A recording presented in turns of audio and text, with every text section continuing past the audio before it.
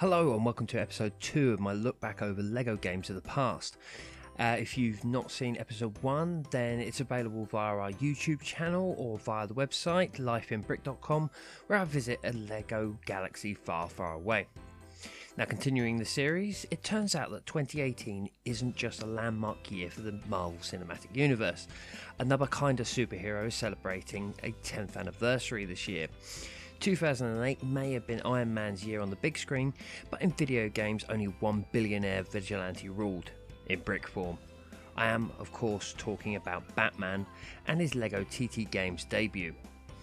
After the success of LEGO Star Wars games and the debut adventure of Indiana Jones, there was really only one other licensed franchise that truly mattered: LEGOBATMAN. In 2006, the Brick Knight took a self-named theme, releasing a number of physical sets over a 2-year period, which ultimately proved so successful, they literally saved LEGO as a company, that they eventually led to both LEGO DC and Marvel superhero themes that we know and love today. It was the perfect time for Batman to leap into the virtual worlds of TT games. The Christopher Nolan movies were making The Dark Knight more popular than ever. There was no MCU to draw people over to Marvel, and the only half-decent video game, arguably, was Spider-Man 2. This was a no-brainer. Having played the game to completion only a few weeks after its release nearly a decade back, LEGOBATMAN is certainly a game that I was in dire need of a refresher on. Being completely honest, ahead of this look back, I remember very little about such an iconic game in LEGO's video gaming history. Luckily, thanks to Xbox Game Pass, I had the opportunity to revisit Cape Crusader's first brick adventure without costing me anything. Win.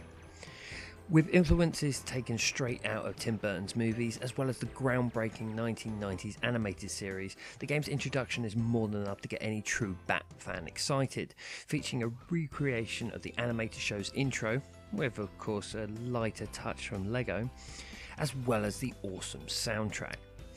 Interestingly, where the Bat's future LEGO adventures told just one story in a much more linear way, his debut took a very different path by introducing an episodic campaign which features 3 different stories, each focused around one of Batman's most iconic villains and their minions. The Riddler, the Penguin, and of course the Joker all get their own individual stories, in which they team up with less popular characters from Batman lore. Now, it's very clear from the off that this multi-story approach came in some way from the success of LEGO Star Wars. A structured multi-story movie saga this isn't, however, and so there's a lot more flexibility with content and innovation. The results of this? A genius move to tell the same 3 stories twice.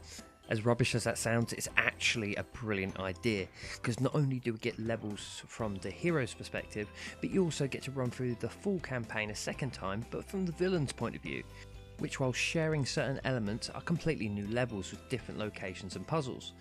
A move that truly gives this game a distinct gameplay not seen in any future TT Games adventure. This was of course TT Games' first chance at actually doing original storytelling as well, and LEGOBATMAN does a great job of bringing familiar characters from the comics to life. The Riddler is on a mission to steal the city's gold, the Penguin just wants to take over the city, and the Joker, true to form, is on a mission to unleash his laughing gas. Split over 6 chapters, 3 for the hero, 3 for the villain, gamers are treated to 30 levels of pure Gotham bliss. From the streets of the city to the fairground, the variety is impressive for such an early game in the history of the franchise. Of course, anyone that has any experience playing LEGO games will know what to expect in terms of puzzles and goals throughout the levels, but LEGOBATMAN adds something a little special into the mix with a variety of powered suits for the dynamic duo, unlocked in-game at various points in the story mode.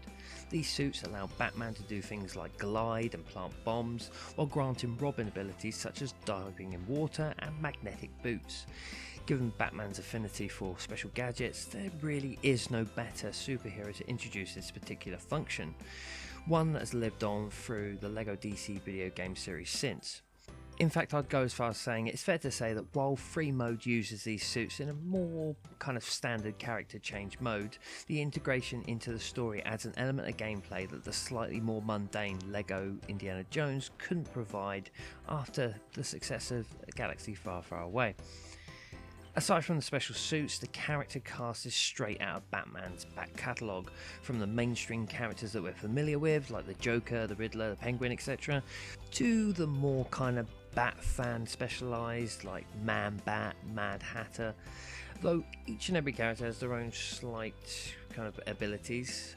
If there's one criticism I'd like to say about this game, however, it's that there is a distinct lack of exciting abilities away from the power suits. It's something that has developed over years, but you know, having been spoilt by the likes of Lego Marvel superheroes as an example more recently, it does make the gameplay feel a little bit dated and free roam. Returning to the main gameplay, and one thing that this revisit has taught me is I was drastically wrong about one of the points I mentioned in the LEGO Star Wars retrospective in relation to vehicle levels. In that review, I said that no LEGO game has lived up to the awesome vehicle based levels from the brick-based Skywalker saga. I was 100% wrong. As early as a couple of levels in on LEGOBATMAN, and the first vehicle based level sees you driving the streets of Gotham after Two-Face in a Tim Burton-esque Batmobile. I mean, what's not to love about that? These levels more than equal the pod racing, asteroid dodging, Death Star destroying awesomeness that is LEGO Star Wars. Away from the levels, and there are already signs of what's to come from future LEGO games in terms of the open world hub. Like the cantina of LEGO Star Wars, it's still exceptionally small when compared to the city-sized streets we get today. But we do get the first multi-themed hub, as the free-roaming area is split into two distinct environments. The Batcave for the heroes, Arkham Asylum for the bad guys. Now there's plenty to explore. You'll see every character you've unlocked, exactly the same as what you get from LEGO Star Wars, but there hasn't really been any great advances between Star Wars and this in terms of the unlockables and the collectibles and the mini kits and how they're displayed in the user interfaces. Sadly and unsurprisingly, the cutscenes really haven't aged well and can be quite a distracting thing when they cut halfway through the level in the middle of a story adventure.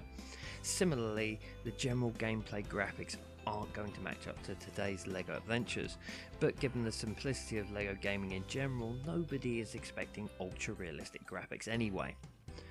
Much like the look back at LEGO Star Wars, there isn't a great deal to say about the audio. Remember, this is several years before TT Games gave their LEGO characters real voices. That said, the aforementioned influences, i.e. Tim Burton, mean that we get an awesome soundtrack which will have any long-term fan of Bruce giddy with joy. Overall, considering the decade that has passed and the games that have followed, LEGOBATMAN is still up there with the best. Yes, you're not going to get the same ever-growing list of characters you do in Batman 2 and 3, but the simplicity and lack of distraction from the wider DC universe actually gives the game a level of charm not found when you've got the overpowered Justice League available at a button click. Having done a full playthrough with fresh eyes nearly a decade on from my last, I have to say I was not disappointed. Given the leaps and bounds that LEGO games have taken over the last 10 years, that is truly a testament to how good this game really is. The only real criticism I can actually say about this game is entirely expected. Yes, of course the standard definition cutscenes haven't aged well. Oh no. But even my high definition spoiled son had a riot playing through this game alongside me. Anyway, so that's my take on LEGOBATMAN. I was genuinely happy having gone back to it after such a long time. Anyway, if you do want to play it, if you've got an Xbox One, you can get an Xbox Game Pass and LEGOBATMAN is on there, so you'll be able to play that straight away. If you've got a 360 or a PS3, you can also play it, or you can get it via Steam on the PC. Anyway, thank you very much for listening to me ramble on about another game. I hope you've enjoyed it. I hope it's kind of brought back some memories if it's been a while since you played this game, and hopefully you'll go out and play it again. Of course, as I've said before, I welcome criticism and I welcome any feedback, anything I can do to make these videos better. So please leave a comment below, and please, if you did like it, please subscribe. There's a lot more coming. There's plenty of LEGO games still to go through. Okay.